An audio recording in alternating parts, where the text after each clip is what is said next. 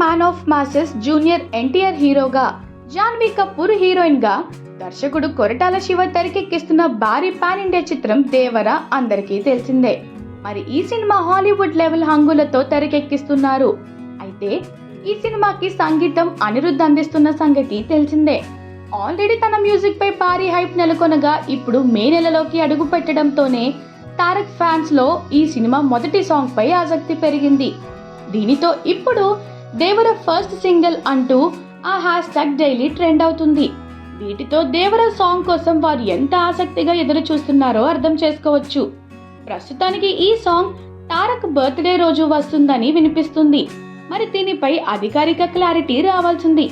ఇక ఈ సినిమాలో సైఫ్ అలీ ఖాన్ విలన్ గా నటించగా, ఎన్టీఆర్ ఆర్ట్స్, యువసుధ ఆర్ట్స్ వారు భారీ బడ్జెట్ తో నిర్మాణం వహిస్తున్నారు.